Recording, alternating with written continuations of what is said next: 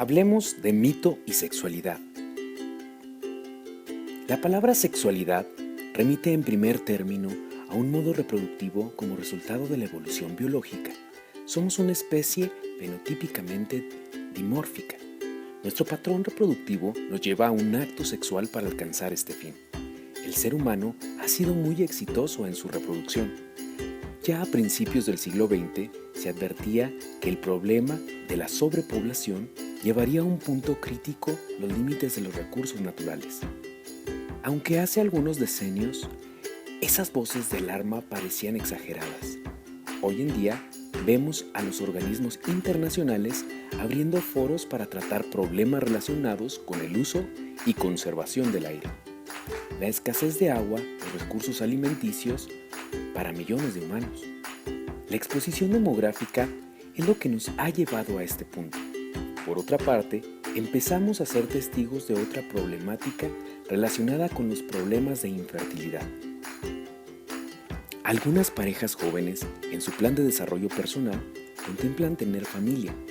Este proyecto, que para la mayoría resulta ser algo tan simple como dar lugar al proceso natural de la procreación, en ellos se ve obstaculizado. En ocasiones, es posible superarlo con ayuda de las técnicas de fertilización asistida. En otras, no queda más que resignarse y hacer el duelo de la esperanza de la procreación. Estos dos polos no podrían ser más opuestos.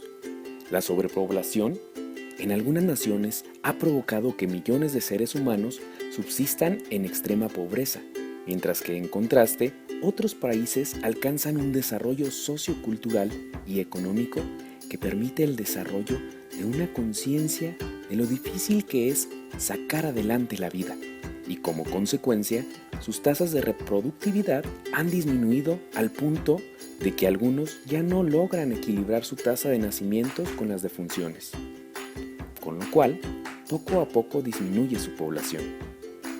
En este contexto, la sexualidad desempeña un papel fundamental.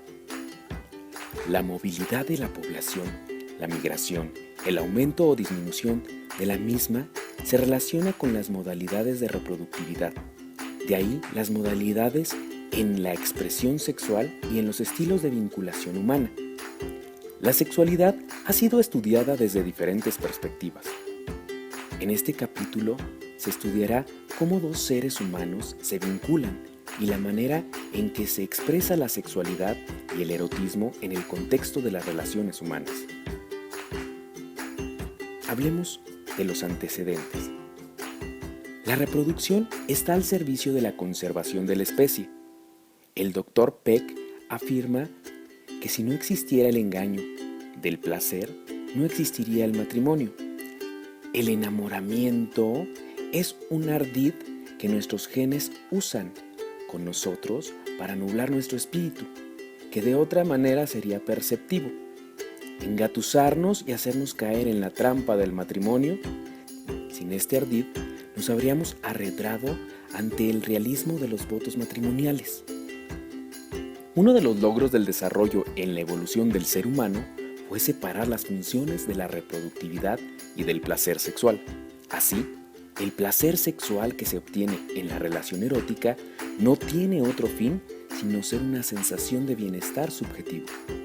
Según algunas mitologías, el hombre fue creado a imagen y semejanza de los dioses, pero en su orgullo empezó a creerse Dios y fue castigado por ello. Platón decía que el hombre fue creado con 4 extremidades y 2 cabezas, pero por su soberbia, los dioses lo partieron a la mitad y fue condenado a buscar eternamente su complemento. De ahí que una de las tareas permanentes del ser humano es la búsqueda de la media naranja. Según Jacques de Maire, los seres humanos no se seleccionan para ser pareja, sino que se encuentran, yo diría, se descubren. Así, de entre una multitud, el individuo descubre a través de la mirada a alguien que le atrae. A partir de entonces, se inicia un proceso de cortejo, en donde se alimenta y se mueve la fantasía de encuentro erótico.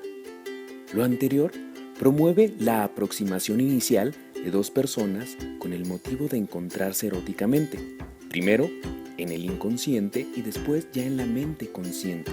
Se manifiesta como un deseo sexual. Deseo es un motivador muy poderoso de la conducta humana. Una de las preguntas imposibles de resolver es acerca del goce sexual del otro. Algunos autores afirman que la fantasía coloca el placer del otro como mejor o mayor. En el ciclo vital de la existencia humana, cuando los jóvenes se desprenden del hogar de origen, emprenden la aventura de la vida, de la cual uno de los capítulos más importantes es el vincularse. Los vínculos también se definen desde el punto de vista social, aquellos en los que está permitido el ejercicio de la sexualidad, que da un orden con la intención de preservar y fortalecer las estructuras sociales. Es reconocida la fuerza de la sexualidad, poderosa y a la vez temida. La sociedad, en su evolución, ha establecido estructuras para intentar contenerla, lo cual ha derivado en un script social, mismo que define con quién es posible y adecuado el ejercicio sexual, así como el contexto y las circunstancias apropiadas, incluyendo personas, lugares, tiempo y forma. Todo ello en función a que si se desborda de los cauces sociales, tiene el potencial de ser destructiva para el individuo y su estructura social. Por ejemplo, en los últimos 100 años de la cultura occidental, la vinculación por amor se considera un ingrediente importante para dar lugar al ejercicio erótico, lo que crea el amor erótico. Este último es considerado de manera positiva en la estructura social, en contraste de cuando solo se trata de la expresión del erotismo. Cuando el deseo se estructura en forma de una pasión al extremo de una obsesión, se ve con sentimientos ambivalentes, pues tiene un aspecto fascinante, se le reconoce su fuerza, pero a la vez cuenta con el poder de violentar la normatividad social, razón por la cual despierta temor. Existe el supuesto de que una necesidad para la coexistencia social fue el establecimiento del tabú sexual, mismo que implicaba la prohibición de establecer relaciones sexuales indiscriminadas, en particular las relaciones sexuales con las propias hijas e hijos, lo cual se ha denominado como el tabú del incesto, estableciéndose el origen de las filias. En esta reconstrucción antropológica de la sexualidad, desde luego, la conexión entre el acto sexual y la reproductividad es un gran avance en el desarrollo del pensamiento abstracto, pues establece la noción de tiempo abarcando el pasado y el futuro frente a la existencia refleja del aquí y ahora, que permite al ser humano desarrollar la capacidad de planeación, una de las capacidades que lo hace superior al resto de los seres vivos. En esta reconstrucción antropológica y dada nuestra raíz animal, la fuerza del impulso sexual para el apareamiento es superior a la voluntad individual, pues constituye un mandato del orden universal para la preservación de la especie. Así, cuando un individuo está apto desde el punto de vista sexual, nace en su interior el ímpetu y el deseo de buscar pareja sexual. Los determinantes de dicha determinación ancestral continúan vigentes al día de hoy. Lo que define a una mujer como deseable, por lo general, está vinculado con el atractivo físico, una simetría perfecta en las proporciones físicas. Sus piernas deben ser largas y delgadas, igual que su rostro y su cuello, su pecho caprichoso y su busto firme y cónico, sus muslos amplios y su cintura breve, casi tan pequeña que pueda tomarse con la mano.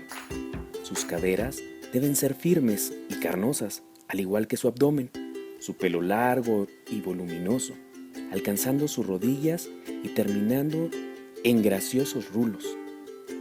Sus labios deben ser rojos y brillantes, y su dentadura blanca.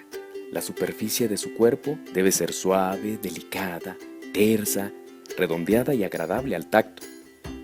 El atractivo del varón también está asociado al físico, pero también al poder o a la jerarquía que ocupe en la pirámide jerárquica del orden social.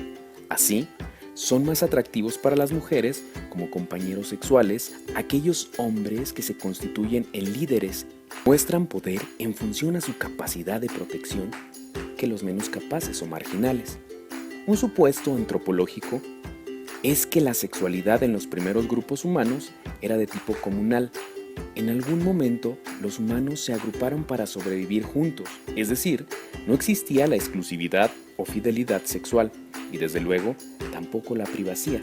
El orden establecido de disponibilidad erótica ocurría según el lugar jerárquico de los individuos. Joan Dart Lambert plantea una propuesta en una novela de ficción antropológica. Sugiere que las primeras relaciones sexuales eran grupales, es decir, no existía monogamia, y el liderazgo del grupo era detectado por la mujer con mayor experiencia y capacidad para sanar las tribulaciones del grupo. La motivación para la sexualidad era mantener la armonía en las relaciones del grupo, sin dejar de notar que cuando una hembra no estaba sexualmente disponible, podría causar efectos hostiles dentro del grupo. La sexualidad entre todos los miembros garantizaba la vinculación afectiva del grupo y lo mantenía unido. Un aspecto que vale la pena señalar es que en sociedades donde no existen restricciones sobre la sexualidad ni una implicación de posesión a través de la misma, la importancia del ejercicio de la sexualidad y el lugar que ocupa en la estructura comunitaria es menos relevante. Así, la sexualidad que encontraron los conquistadores españoles en los nativos de las islas caribeñas fue la de una sexualidad libre, manifestada de manera franca, con expresiones de placer abiertas tanto en hombres como en mujeres, pero sin un sentido de exclusividad ni celos. A la vez, ocurría que la frecuencia de relaciones sexuales no era muy alta, pues todos se sentían satisfechos de su sexualidad, ya que en el momento que lo deseaban, era sencillo encontrar a alguien con disposición sexual. Asimismo, la sexualidad de las islas polinesias ha sido descrita de la misma forma. Hasta antes de que estas culturas entraran en contacto con la cultura occidental, portadora de una importante represión sexual.